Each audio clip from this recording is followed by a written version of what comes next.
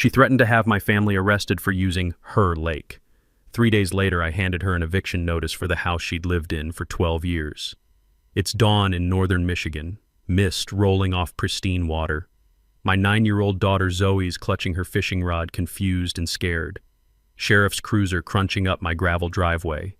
And there's Darlene Cresswood, 58, bleached highlights, head-to-toe Ralph Lauren, pointing at us from her manicured lawn like we're criminals. All because we dared to fish on our own property. What Darlene didn't know? She'd been running a fake HOA for 8 years, collecting $34,000 from neighbors. And I owned the roads to 6 houses, including hers. Drop a comment. What would you do if a Karen called the cops on your kid for fishing? And where are you watching from? I bet half of you are trapped under HOA tyrants right now. Let me back up 6 months. My name's Marcus Whitfield. I'm 43, used to be a commercial real estate analyst before I sold my consulting firm and semi-retired. Recently divorced, amicable, nothing messy, joint custody of Zoe. I moved to Lake Harmon, Michigan for what I thought would be a simpler life. Population 3,200, quiet, peaceful. I bought this modest 1970s ranch house on Lakeshore Drive for $340,000. It needed work, sure, but it had 200 feet of waterfront. When I walked through for the first time, the place smelled like pine cleaner and old carpet. But standing on that back deck, looking out at the lake with the morning mist tasting clean and metallic, I knew this was home. Here's the thing about me. I grew up working-class Detroit. My dad was a union electrician, taught me everything about reading contracts and finding the fine print. That's how I built my career, finding hidden value in distressed properties. I bought this Lake Harmon house sight unseen during the divorce fog. The realtor, this guy Earl, mentioned something about quirky neighborhood politics, but I waved it off. How bad could it be? Zoe loved the lake immediately. It was the only bright spot during the custody transition. I spent those first weeks doing DIY repairs, replaced dock boards, patched the roof. I can still smell that tar, feel those splinters under my fingernails. Good, honest work. Then I met Darlene Cresswood. She's the self-appointed president of something called the Lake Harmon Shores Preservation Committee. Her husband Roland runs the local insurance agency, total town fixture, Rotary Club, township board connections, the whole deal. They live in the biggest house on the block. Victorian renovation, 4,800 square feet, worth about $890,000. She's got 3 adult kids, none of them live locally anymore, and she overcompensates with control.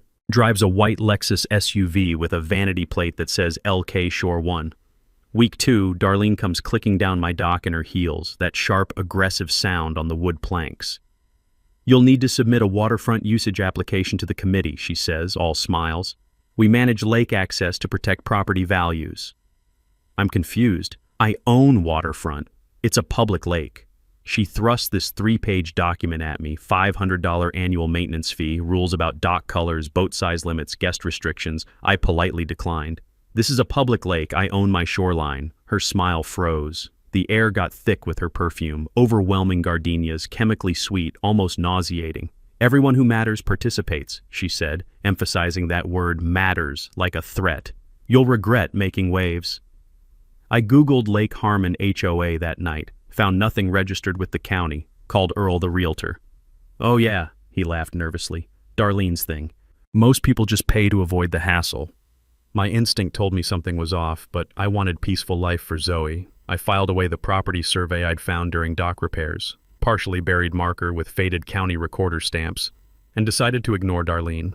She'd move on, right? Wrong. My neighbor 2 houses down, Betty Alomar, retired teacher, 71, stopped by with homemade cookies. The texture of that heavy cardboard she'd packed them in, the warmth still radiating through. Welcome to the neighborhood, she said quietly. Then she glanced toward Darlene's house, nervous. Just a heads up. Darlene doesn't handle no well. My husband and I learned that the hard way. I asked her to elaborate. She wouldn't. Just patted my hand and left. I should have paid more attention to that warning.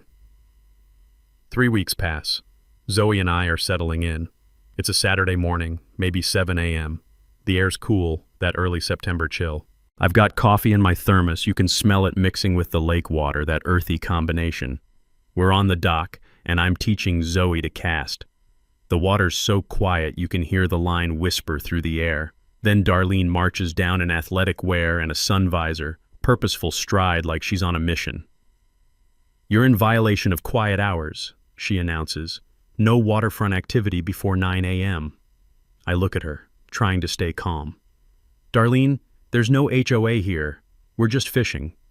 She pulls out her phone and starts taking pictures. The camera clicks are audible, deliberate.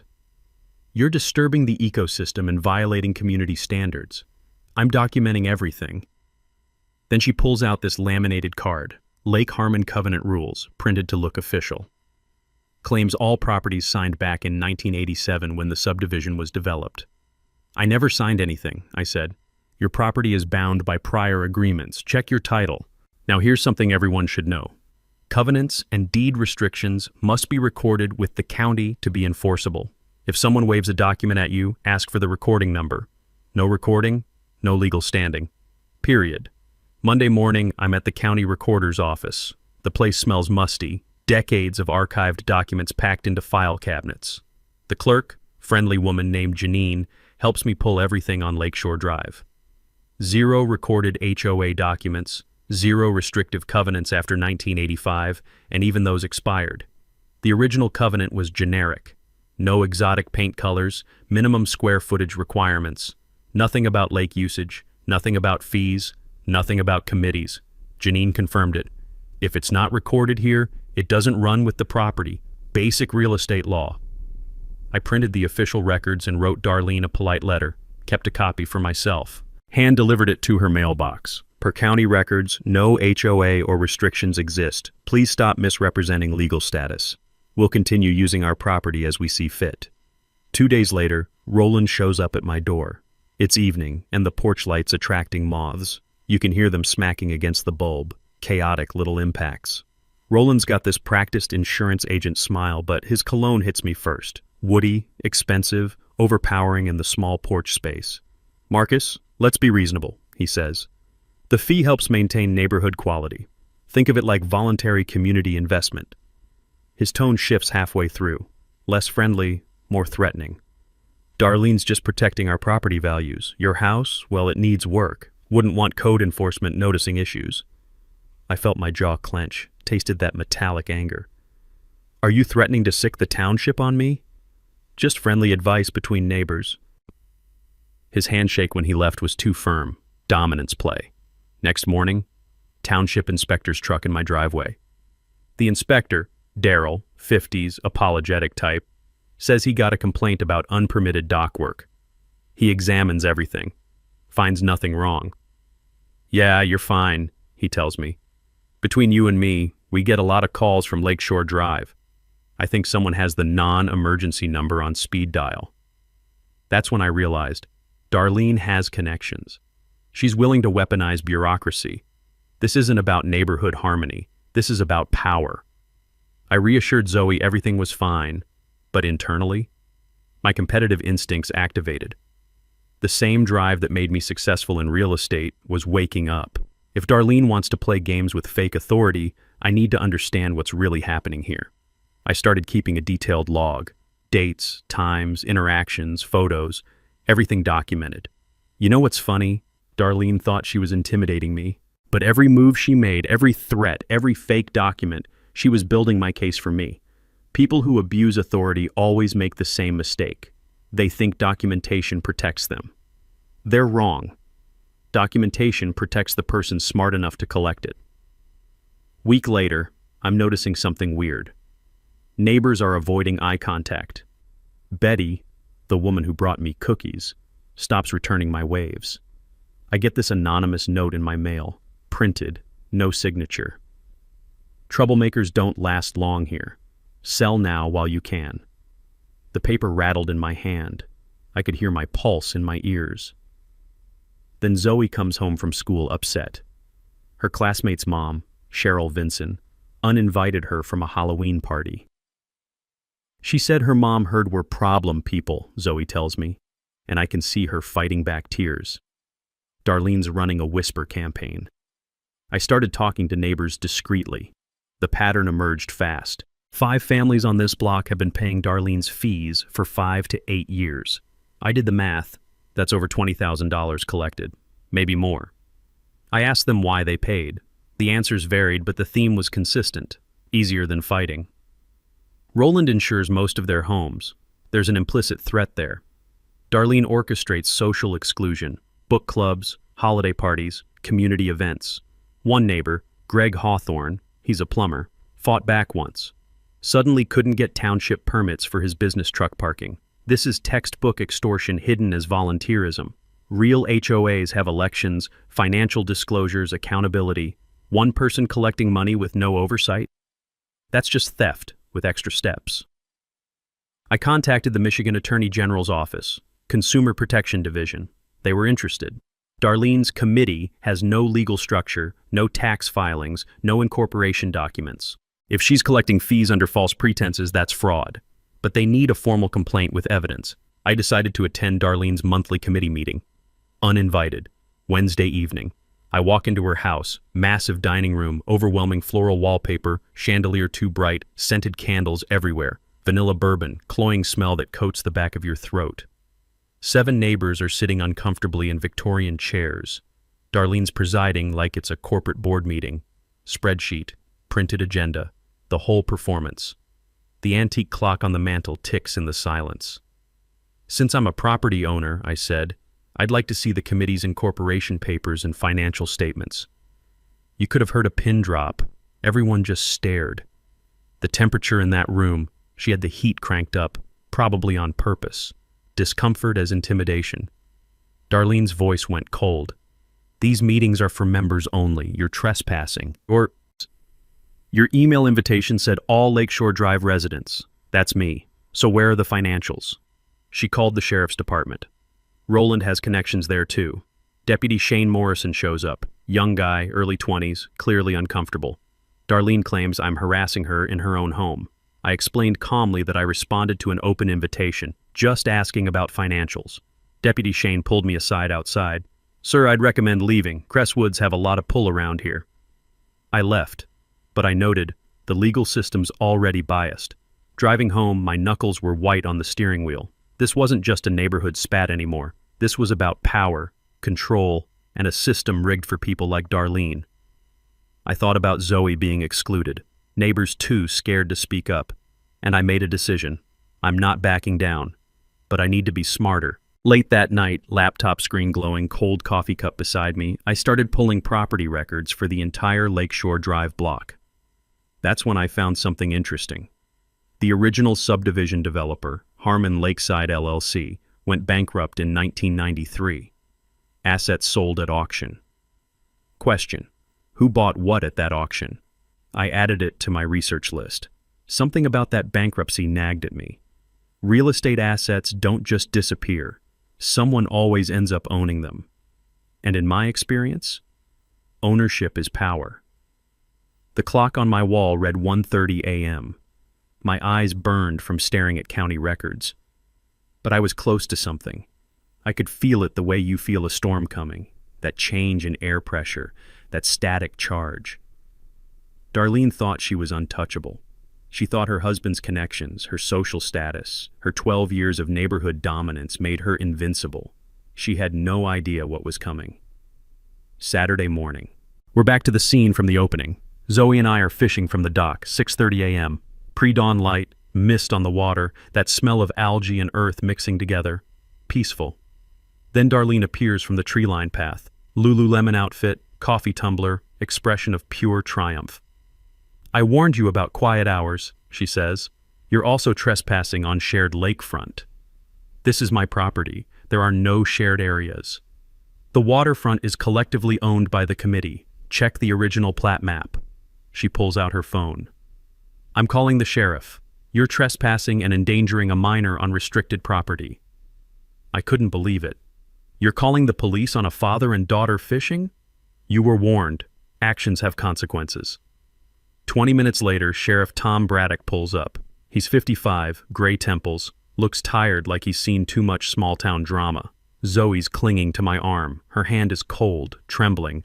Darlene goes into full performance mode, sweet voice, damsel in distress. This man refuses to follow neighborhood rules, harasses me in my home, and now he's using restricted waterfront after repeated warnings. I stay calm. Sheriff, I own this property, including waterfront. There's no HOA, no legal restrictions. I have county records to prove it. Braddock looks uncomfortable. Sir, if there's a property dispute, this is civil court, not criminal. But Mrs. Cresswood filed a formal complaint. Police hate being pulled into civil disputes. It's not their job. But when someone with connections makes a complaint, they have to respond. This is why you document everything, stay calm, and never let them goad you into an outburst. That's what they want. On what legal basis can she restrict my use of my own waterfront? I asked. Braddock turned to Darlene. Ma'am, do you have documentation showing shared ownership? She fumbled, showed her laminated covenant, the fake one with no legal weight. Braddock recognized it was nonsense, but he's politically constrained.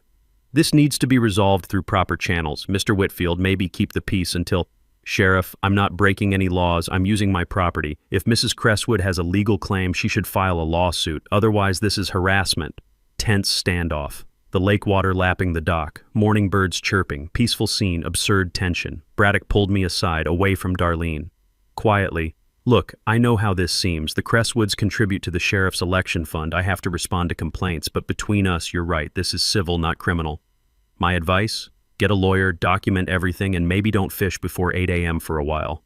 Reading between the lines, the system is compromised. Fighting fair won't work. As Braddock left, Darlene made sure her voice carried to the neighbors watching from their windows. Maybe now you'll learn to respect community standards. This neighborhood has values. 4 neighbors on porches, watching. None intervened. All looked away when I made eye contact. Zoe was crying. Daddy, why is she so mean? I took her inside, made her favorite breakfast. Blueberry pancakes. Mechanical movements while my mind raced. After she calmed down, I went back to my research. Every polite attempt had failed. Every proper channel was compromised. I contacted an old colleague, Simone Trask, forensic title researcher from my real estate days. She specialized in finding hidden clouds on property titles, foreclosures, tax liens, ownership gaps. I need you to trace every property on this block back to original ownership. Everything, I told her. Looking for leverage? She asked. Looking for truth. Leverage is just a bonus. Simone worked for 3 days, rush job. I paid premium rates. When the report arrived, 40 pages printed, office smelling like hot toner, I sat at my kitchen table at 11 p.m. with cold coffee. And there it was. The bankruptcy auction in 1993. MLW Holdings LLC purchased the developer's remaining assets for $47,000. Assets included all private roads on Lakeshore Drive, 1 vacant lakefront lot, easement rights, and the original subdivision's management rights. MLW Holdings went dormant after the purchase, no activity for 30 years. I cross-referenced with State Business Registry. Company never dissolved, still technically exists. Then I found it in my father's estate papers. Papers from when he died 5 years ago. MLW Holdings LLC had been transferred to him in 2008 as part of his union pension fund settlement. When he passed, the estate transferred to me. I inherited it without even knowing. It was listed as miscellaneous Michigan real estate asset, no value in probate. Nobody followed up. I owned the private roads. I owned the subdivision management rights. I owned the 80-foot strip between Darlene's house and the public road. I called Simone at midnight. Are you absolutely sure? I triple-checked. You own the roads. You own the access. Hell, Marcus, you could technically dissolve the subdivision structure if you wanted. You're not just a property owner. You're the developer of record. I smiled for the first time in weeks. Then I paused. This was thermonuclear leverage. It needed to be used carefully. I'm sitting at my kitchen table, staring at documents that just rewrote everything. The papers feel brittle, yellowed, nearly falling apart. They smell musty. Decades in storage. My father's signature is on the transfer document, that familiar loop of the M in Matthew. Brief moment of grief mixed with gratitude. Let me walk you through what I found because this is where the story pivots. Original developer Harmon Lakeside LLC created this subdivision in 1983, built 12 homes on the lakefront including mine and Darlene's. Standard setup. Developer retained ownership of private roads, common areas, typical subdivision structure. 1993, real estate crash. Harmon Lakeside files. Chapter 11 bankruptcy. County holds a foreclosure auction. Sells the developer's remaining assets in one bundled lot. Winning bidder? MLW Holdings LLC. purchased for $47,000. Simone's note said she had to dig through 3 layers of county archives. The original auction paperwork literally had coffee stains, she wrote. Nobody's looked at this in decades. Here's what MLW Holdings acquired: all private roads on Lakeshore Drive, 1 vacant lakefront lot, easement rights, and the original subdivision's management rights. I traced MLW Holdings through State Business Registry, created by my father's union pension fund as an investment vehicle. After the pension fund restructured in the 2000s, small assets like MLW transferred to individual pensioners. My father, Matthew Whitfield, received it in 2008 as part of his pension settlement. When he died in 2018, estate passed to me. Only child. I inherited without knowing. In probate, it was listed as worthless. No property appraiser followed up. Foreclosure auctions are public record but often poorly maintained. People buy properties for pennies, then decades later discover they became valuable, or that they include critical access rights like roads and easements. Always check what's buried in your own family's assets. You might be surprised what you actually own. What this means practically: I own the roads. I own the subdivision management rights. That vacant lot Simone mentioned? It's the 80-foot strip between Darlene's house and the public road. Darlene's access is via private easement. That I now control. I read the documents 5 times. Called Simone at midnight to triple check. She confirmed every detail. My heartbeat was loud in the quiet house. I could feel it pounding in my chest. But I didn't act immediately. Darlene called the cops on my daughter. She's stolen from neighbors for 8 years. She's weaponized the system. But if I go nuclear without preparation, she'll fight back with everything she has. I needed to build the case carefully, create leverage she couldn't escape, then spring the trap publicly. I printed key documents, stored them in a safe deposit box. The bank smelled like carpet cleaner, fluorescent lights humming overhead, that institutional smell of money and security. Phase 2, the plan. I couldn't just evict Darlene, legally possible, but it would make me the villain. My goal wasn't revenge, it was exposure. Fraud documented, money recovered for neighbors, Darlene's power removed permanently. What I needed: evidence of financial fraud, witness testimony, and a public forum where she couldn't hide. I sat back in my chair staring at my father's signature. He taught me about contracts, fine print, standing up for working people. He probably never imagined this Michigan investment would become my weapon against a neighborhood tyrant. But here we were. Darlene thought she was untouchable. 12 years of dominance. Her husband's connections, social status, the big house with the perfect lawn. She had no idea the ground was about to open up beneath her. Over the next 2 weeks, I built my case like I used to build real estate deals, methodically, covering every angle, anticipating every countermove. First, documenting the fraud.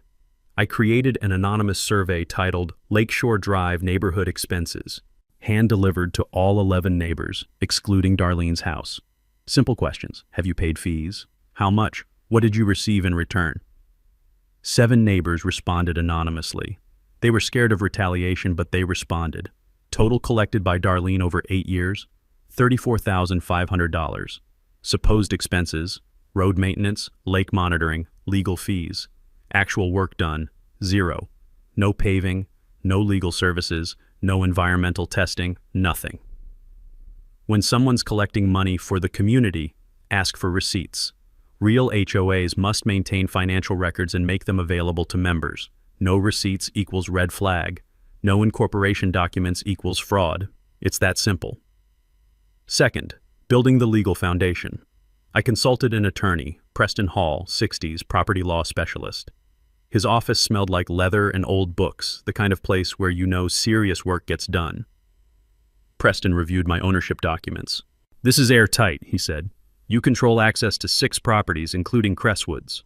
We discussed options. Civil suit for fraud. Slow, expensive. She could hide assets. Quiet title action. Establishes my rights but doesn't address the theft. Criminal complaint. Hard to prosecute without AG interest. Preston's advice? Create a situation where she incriminates herself publicly. Get her on record claiming authority she doesn't have, while witnesses listen. Third, recruiting allies. I approached Betty with the evidence. She's the retired teacher who brought me cookies that first week. Betty's story broke my heart. She paid Darlene $2,400 over 6 years. Promised road snow removal, never happened. Her husband Larry plowed their own driveway until he died 3 years ago. After he passed, Betty kept paying because she was scared. Darlene said she'd make sure my driveway got cleared if I paid, Betty told me, crying. It never did. Betty, I can end this. But I need people willing to speak up when the time comes. Steel entered her voice. What do you need? I met individually with neighbors over 2 weeks. Greg Hawthorne, the plumber, lost $8,000 in business because Darlene got his permits delayed. Alicia Fernwood, nurse who works nights, paid $500 a year, threatened with noise complaints if she refused. Tim and Jen Stockard, young couple with a new baby, paid $450 last year under pressure. 6 families total willing to testify, provide bank records, go public. Fourth, understanding Darlene's vulnerability. Her power is image, mansion, Lexus, social status. Research revealed she and Roland are financially overextended. Mortgage on the house, $580,000 refinanced 3 years ago to pull equity out. Roland's insurance agency declining. Online competitors eating his market share. Property taxes on the mansion, $18,000 a year. 2 car loans, home equity line of credit. People who flaunt wealth often live paycheck to paycheck in big houses. House rich, cash poor. They can't afford to lose that house because it's their entire identity. That's your leverage. Fifth, setting the trap. I sent Darlene a certified letter as a concerned property owner, requested a special Lake Harmon Shores Preservation Committee meeting to address financial transparency and the 2024 budget. Cited Michigan nonprofit corporation law, even though her committee isn't legally incorporated. She doesn't know I know that. Added, I'll be bringing my attorney and would like all financial records made available per state requirements. Certified mail receipt. Darlene had to sign for it. Proof of delivery. She scheduled the meeting. Can't refuse without looking guilty. Set it for her house. Control play. Invited only members who've paid fees. I responded, Michigan law requires open meetings for homeowner associations. I'll be inviting all property owners per statute. She can't refuse without admitting she's not a real HOA. Sixth, media involvement. I contacted the local newspaper, Lake Harmon Gazette weekly paper. Editor named Karen Sue, 40s, hungry for real news. Pitched the story. Neighborhood extortion scheme disguised as HOA.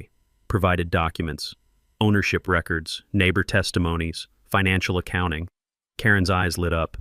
This is front page material. When's the confrontation? Next Tuesday, 7 p.m. Bring a photographer. By Sunday night, everything was ready. I reviewed my checklist on a yellow legal pad using my father's old pen. Ownership documents certified, witnesses prepared, attorney on standby, media invited, trap set. I thought, Darlene's about to learn what happens when you pick on the wrong person. The smell of that fresh coffee. Properly eating for the first time in weeks. Grilled cheese and tomato soup. Comfort food. My mind settling into focus. Tuesday couldn't come fast enough. Week before the meeting, Darlene realized I was a serious threat. She launched an aggressive reputation attack. Roland started calling neighbors. Marcus Whitfield is trying to destroy our neighborhood property values with lawsuits. If you care about your home's worth, don't support him. Standard intimidation playbook. Darlene posted on the neighborhood Facebook group, Lake Harmon community page, concerned about new resident filing frivolous complaints against longtime community members. Some people move here and try to tear down what we've built. The comments were predictable. Half the neighborhood doesn't know what's really happening. They see Darlene's big house, her charity fundraisers, her status. They assume she's the good guy. Then Darlene filed another formal complaint with the township, claimed my dock was structurally unsafe and blocking navigation. Inspector Darrell returned, visibly annoyed. Mr. Whitfield, I'm sorry. This is the 3rd bogus complaint. Your dock's fine. Can I file harassment charges? I asked. He looked uncomfortable. Technically, yes, but the Crestwoods have friends on the township board. My boss would kill me. Even people sympathetic to me are trapped in this system. But Darlene crossed a line I didn't think she would. She contacted Zoe's school, anonymously, but I traced it. Claimed concerns about home environment, suggested I was unstable, creating a hostile neighborhood situation. School counselor, Mrs. Pacheco, called me in for a meeting. Her office smelled like dry erase markers. Child artwork covered the walls. I could see one of Zoe's drawings, the lake with our dock. We received an anonymous concern, Mrs. Pacheco said, clearly uncomfortable. I'm required to follow up. Is everything okay at home? My hands were sweating, clenched in my lap. I explained the situation, provided documentation. Mrs. Pacheco was sympathetic. This sounds like adult conflict, not a child safety issue.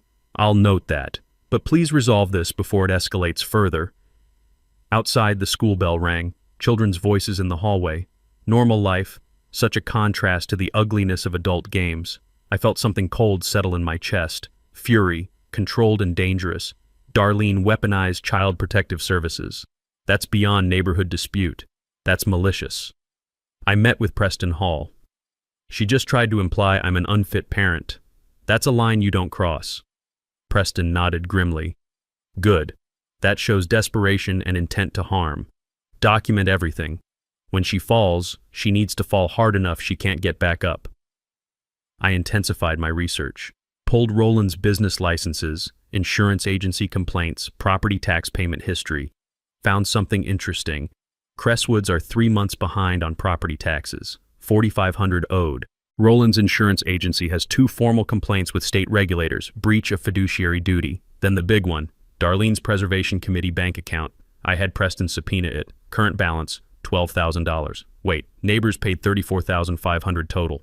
Where'd the other $22,000 go? Account showed withdrawals. Administrative expenses. Consulting fees. Office supplies. Reality? Darlene's been paying herself a salary from neighbors' fees. $800 a month to DK Consulting, Darlene Crestwood, $1,200 in administrative fees with no receipts, $3,500 to her neighbor's son for divorce advice, unrelated legal work, $2,000 charged to a luxury furniture store labeled as office supplies.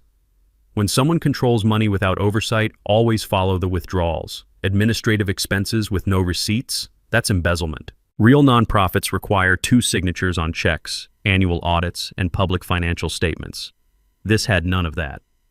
I shared findings with my 6 neighbor allies. We met at Betty's house, her living room, afternoon light coming through lace curtains, smell of tea brewing. Betty stared at the documents. She's been stealing from us while threatening us? Greg, the plumber, shook his head. That money was supposed to maintain the roads. I've been patching potholes myself for 3 years. Group anger crystallized into resolve. Tuesday night, I said, everyone shows up. Bring your bank statements showing payments. We're ending this. Monday, day before the meeting, Darlene sent an email to all committee members. Subject, emergency vote, expulsion of hostile resident. She proposed an emergency resolution to ban me from committee meetings, claimed I was litigious, threatening, undermining community harmony, asked for email votes before Tuesday. Preston forwarded it back to me laughing. She's creating a paper trail of her own fraud. You can't expel someone from a fake organization. This is gold. I replied all. Looking forward to Tuesday's meeting. I'll be bringing documentation of all committee finances, legal structure, and property ownership. See everyone at 7 p.m. Listed agenda items, financial transparency, legal status verification, property rights clarification. Darlene couldn't back down now without admitting defeat. Monday night, I couldn't sleep. Mind racing, checking documents again. Zoe asked if I was okay. Yeah, sweetheart, just some grown-up stuff. Tomorrow everything gets better. Is the mean lady going to leave us alone? I held my daughter close. Yes, I promise. This wasn't just about winning anymore. It was about safety, justice, setting an example. Tuesday morning. I woke at 5 a.m., adrenaline replacing sleep. Reviewed documents one final time at the kitchen table. Everything organized in manila folders. Preston Hall arrived at 9 with his paralegal and video recording equipment. We're documenting everything, he said. If she incriminates herself, we want it on record. Smell of fresh brewed coffee. I'd made a full pot. Nervous energy. Sound of Preston's leather briefcase snapping open. Expensive. Authoritative. The documents felt heavy in my hands. Property records on thick cardstock, bank statements thin and damning, legal filings crisp. I couldn't eat breakfast. Mouth dry, stomach tight. From my window, I observed Darlene's house buzzing with activity. Catering van arrived. She's serving refreshments, performing sophistication. Roland pacing in the driveway, aggressive gestures on his phone, calling in favors. Darlene in the window adjusting curtains. Everything must look perfect. 5 p.m., Roland approached my house. aggressive, dropped all pretense. You need to withdraw your accusations. Darlene's prepared to file defamation charges. You're new here, you don't understand how things work. Actually, I understand exactly how things work. See you at 7. You're making a mistake, we have attorneys too. I smiled calmly. Great, bring them. 6 p.m., Sheriff Tom Braddock's cruiser pulled up. He looked apologetic. Mr. Whitfield, I got a call there might be a disturbance at tonight's meeting. Just want everyone to stay calm. Sheriff, I appreciate you stopping by. I'll be calm. I'm just bringing documents. Feel free to attend. It's a public meeting about neighborhood finances. He read between the lines. Property dispute? Fraud, actually, but I'm letting the evidence speak for itself. Something shifted in his expression. He didn't say he'd stop me, didn't defend Darlene. Cracks forming in her support. I texted my 6 neighbor allies. Everyone still good for tonight? All confirmed. Betty added, my hands are shaking, but I'm ready. Larry would be proud. Greg. Bringing my receipts and photos of potholes Darlene ignored while collecting road fees. 6:45, Karen Sue from the newspaper parked discreetly 2 houses down. Young photographer with her Canon DSLR telephoto lens. She texted, we're here. Won't intervene, just document. Good luck. 7 p.m., Marcus Preston and the 6 neighbors arrived at Darlene's house. Front door wide open. Darlene standing in the foyer, rehearsed gracious hostess. Living room arranged like a corporate board meeting. Darlene at the head of the table in a Victorian throne-like chair. Nameplates for committee members. Refreshment table with cookies, coffee, wine. The whole performance. 10 people already seated. 7 fee-paying neighbors plus 3 I didn't recognize. I entered and saw the strangers. Marcus, these are our attorneys from Cranston and Wells, Darlene announced. 3 lawyers, expensive suits, leather portfolios, recording device. Message clear, overwhelming legal force. Preston whispered, she's panicking. Innocent people don't need 3 lawyers for a neighborhood meeting. The living room was too warm. Heater turned up, intimidation through discomfort. Smell of scented candles, wine, perfume, overwhelming and artificial. Classical music playing softly. Vivaldi, pretentious. Darlene's expression, forced smile, but her eyes were hard, calculating. Prey, sensing the trap. Darlene stood. Welcome to the Lake Harmon Shores Preservation Committee quarterly meeting. Tonight we'll address concerns raised by Mr. Whitfield and reaffirm our community standards. I interrupted politely.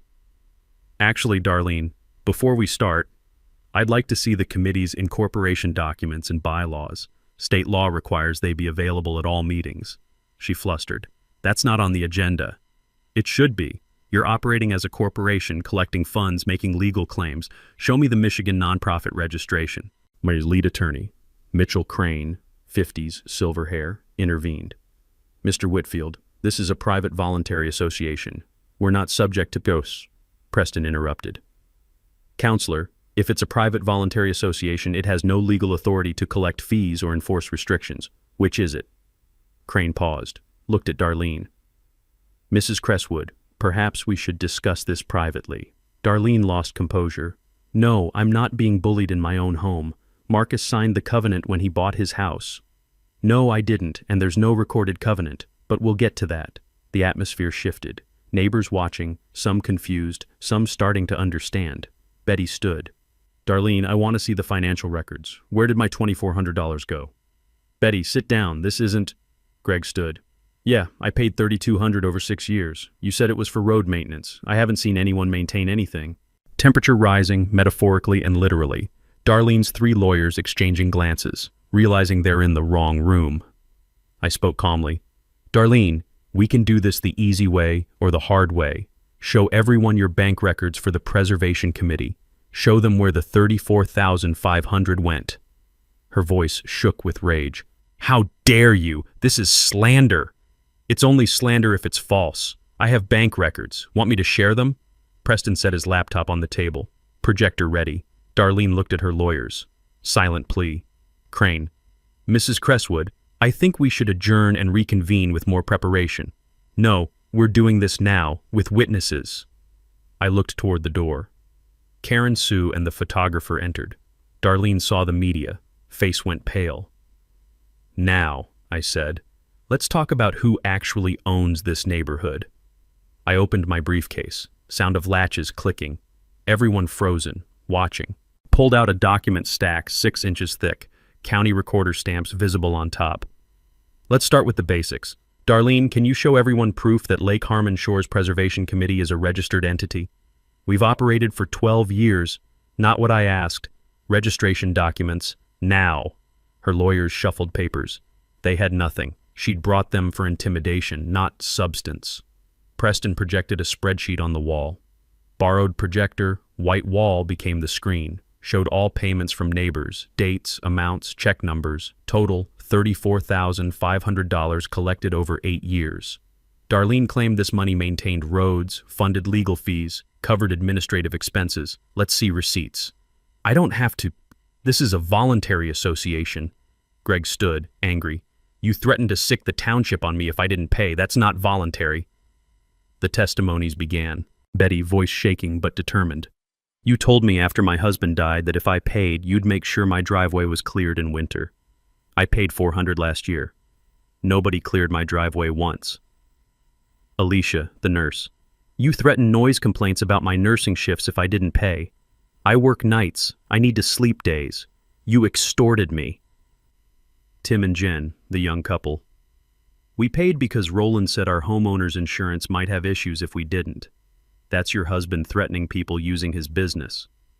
One of Darlene's lawyers, younger associate, stood. Mrs. Cresswood, did you threaten these people? Darlene cornered. I never threatened anyone. I was protecting property values. Preston. By collecting money under false pretenses, that's called fraud, led lawyer Crane. We were not briefed on these allegations. Mrs. Cresswood, we need to speak privately. Now. No, these people are lying. Marcus put them up to this. I projected the bank statements. Darlene's Preservation Committee account. Withdrawals visible on the wall for everyone to see. $800 a month to DK Consulting. Darlene Cresswood. $1,200 in administrative fees, no receipts. $3,500 for legal consultation. Paid to a neighbor's son for unrelated divorce advice. $2,000 for office supplies. Charged to a luxury furniture store. Darlene's been paying herself a salary from your fees. She's spent $12,000 on personal expenses. The remaining $10,000 is sitting in the account, untouched. This is textbook embezzlement. One person controlling money without oversight, regular withdrawals to themselves, no receipts. That's theft. Always demand transparency and dual signatures for community funds. Darlene screamed, actually screamed, "You don't even belong here. You bought a cheap house and think you can tell us how to run our neighborhood. This is my street." I stayed calm. Lethal. Actually, Darlene, it's not your street. It's mine. Pulled out the final document. MLW Holdings LLC ownership papers. In 1993, the original developer went bankrupt. All subdivision assets were auctioned, including private roads, easements, and management rights. My father's pension fund bought them. He transferred them to me when he died. I own the roads. I own the access. I own the underlying structure of this entire subdivision. Silence. 5 full seconds. The clock ticking audible. That's impossible. Preston. It's recorded with the county. Want the recording number? I pointed to the map projected on the wall. See this 80-foot strip between your house and the main road? That's part of the assets I own. Your access to the public road crosses my property. You've been using my easement for 12 years without permission. Darlene sat heavily. The Victorian chair creaked like it might break. Roland entered from the kitchen. You're bluffing. We've lived here 12 years, Preston. Adverse possession requires 20 years in Michigan, and only if the use is without permission. Mr. Whitfield just revoked permission. Roland, your property is also served by the private road I own. You've got 2 choices. Work with me or find out what happens when your easement gets revoked. Sheriff Braddock entered. Someone had texted him. Voices were getting loud. He took in the scene. Darlene crying, lawyers uncomfortable, neighbors angry, media recording. What's going on? Sheriff, I'm documenting theft and extortion. Mrs. Cresswood has been collecting money under false legal pretenses for 8 years. I'm filing formal complaints with the county prosecutor and attorney general tomorrow. These neighbors are witnesses. Braddock looked at Darlene. Ma'am, is this true? No answer, just sobbing into her hands. Karen Sue stepped forward.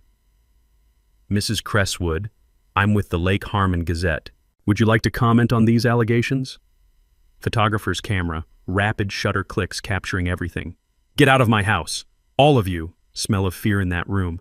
Sweat, stress, spilled wine, dark red stain on white carpet. Sound of Darlene's sobs turning to rage, shrill and breaking.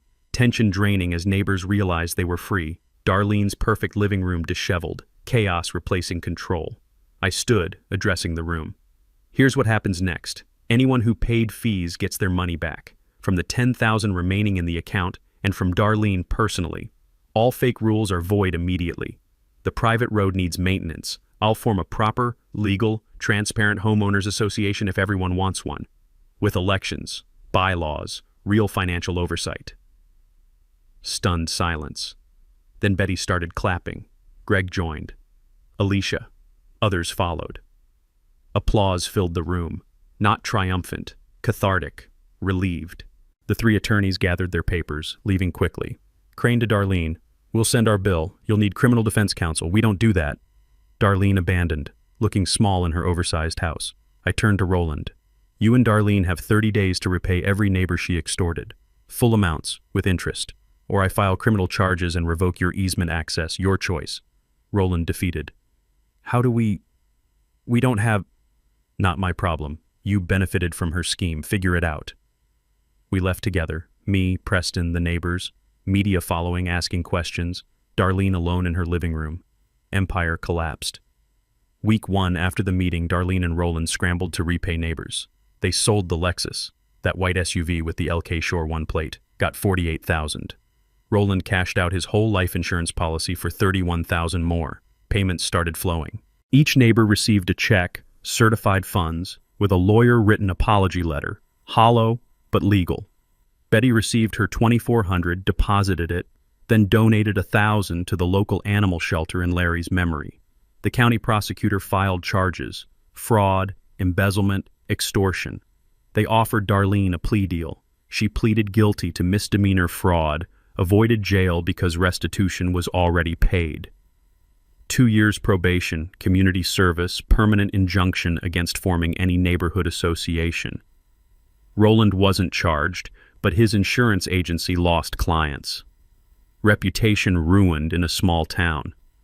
Within 6 months, the agency closed. Roland took a job at State Farm as an employee, not owner. They couldn't afford the $890,000 mansion on Roland's new salary. Listed the house in March. Sold for $825,000, took the loss. Moved to a condo 45 miles outside town. Smaller, anonymous. On a sunny Saturday morning, we watched the moving truck leave. Sound of the diesel engine fading down the street. Betty said to me, I thought I'd feel more satisfaction. Mostly I just feel tired. Justice isn't always satisfying, I told her. Sometimes it's just necessary. I called a neighborhood meeting at the community center. Not anyone's house this time. Proposed an actual voluntary HOA for road maintenance only. Structure: elected board of 3 people, annual budget, public financials, professional management company. Dues: $150 a year. Reasonable, specific purpose. All neighbors approved, including the new family that bought another property. They elected me treasurer, unanimous vote. I immediately hired an independent auditor. Proper HOAs protect everyone when done right. Recorded bylaws, democratic elections, transparent finances, limited scope. The difference between a community association and a dictatorship is accountability, always demanded. I used my private road ownership to create something positive. The Lake Harmon Public Access Fund. Converted the vacant lot I'd inherited into a public kayak launch. Partnered with the County Parks Department. Small parking area, boat ramp, nature trail. Grand opening on July 4th. Town celebration, barbecue, kids fishing. Zoe cut the ribbon. Dedication plaque read, "In memory of Matthew Whitfield, a union man who taught his son to stand up for working people." Cost me $15,000 out of pocket, worth every penny. Late summer evening, Zoe's fishing from the dock again. Golden light across the water. Daddy, why was Mrs. Crestwood so mean?